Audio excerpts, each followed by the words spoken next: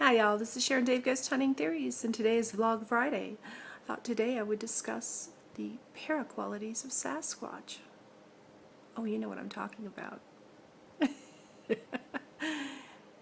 Can they go invisible? Do they talk to spaceships? Do they read your mind? Can they zap you? We have a lot of different subjects going on here all at once, but let's just talk about this. I am a logic-minded person. I believe anything that we experience with these 5 crappy limited senses we've been given in this physical form has to be launching itself into a physical world in which we can perceive it. For us to perceive it, it has to be of nature of some kind, explained by science and logic. So how could this be possible? Let's talk about how it could be possible for psychic Sasquatch to exist.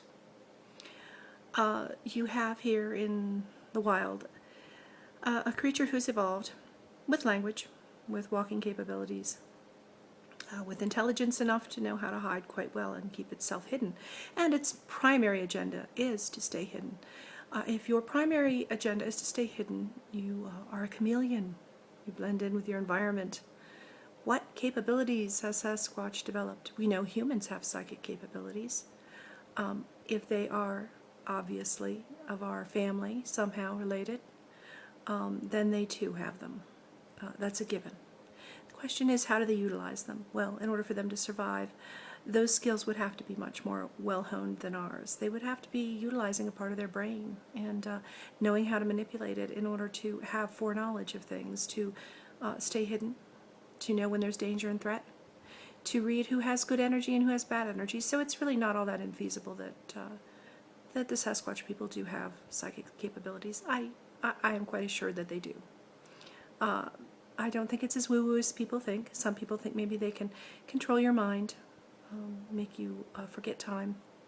I've heard some amazing accounts of people who have wandered into the woods,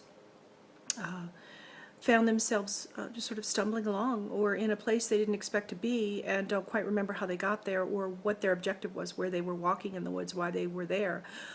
This sort of disorientation is a combination of your own personal compass and a sort of sleepwalking, and the only part of our brain that would control that is our pineal gland. And amazingly, our pineal gland sits in a pool of cerebrospinal fluid about the size of a walnut, and it also helps us to launch into sleep state and gives us our internal compass. So if you wanted to mess with someone and confuse them or make them just go away because they're getting too close to your children or they're a threat in some way, the sounding of infrasound would certainly disturb that pineal gland. And I think that vibratory effect would release some hormones and make you a little direction challenged, memory challenged, wandering in a sleepwalking sort of state. So it could affect us. It certainly could, and that would be the scientific explanation for how they could do this. It's not this magic that people think it is. Magic is just simply science not explained yet, so let's go to science. How can we make this feasible that Sasquatch can zap people and make them uncomfortable, make them choose the path on the right instead of the left, or make them forget what they're doing and wander aimlessly? Make them forget how to walk. I've had that happen to me. I wanted to go where I knew there were 2 in the woods. I was staring right at the places that I knew that they were. I wanted to go to them. My mind was going forward. My legs could not work. I forgot completely how to walk. I forgot I even had legs to use. And it was very exasperating. I wanted to be where they were. I couldn't move. It was a very strange effect. This isn't magic. It'd be sort of like if you pet a dog. If you pet a dog, your blood pressure goes down. It's not magic. It's all the release of the right hormones and the right stimulus. We are built to love and take care of others and nurture. So when we pet an animal, it releases those hormones. So if they sound infrasound, they could do that to us. Now, how can they do infrasound? Oh, only elephants can do infrasound. No, that's not true. There are smaller creatures that do infrasound, believe me. Alligators, crocodiles. The agapi, I think that's what it's called. I can't remember the name, but the deer, there's a deer that can do it. There's a human that can do infrasound. He just has extremely long vocal cords. And gee, if you were 8 feet tall, how long would your vocal cords be? So let's get past some of this nonsense and fear of psychic and infrasound zapping. Okay? Now, let's talk a little bit about UFOs. I'm running out of time here. I want to try to keep this short. Yes, UFOs are reported a lot in Bigfoot areas, but so are Dunkin' Donuts, and I'm not going to try to associate the two. We have yet to figure out what these UFOs are.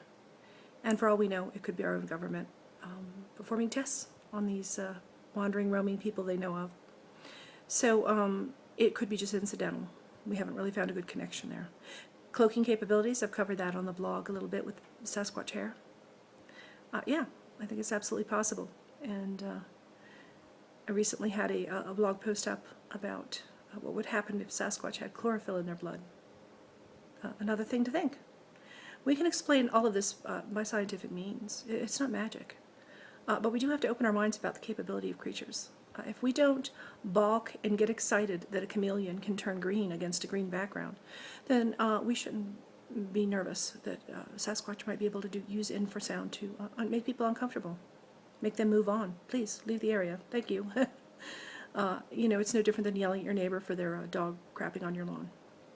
So anyways, that's it. I like to try to keep it simple. I like to try to keep it scientific. I like to try to keep it real world. It's not magic. It's just science not explained yet. Thanks.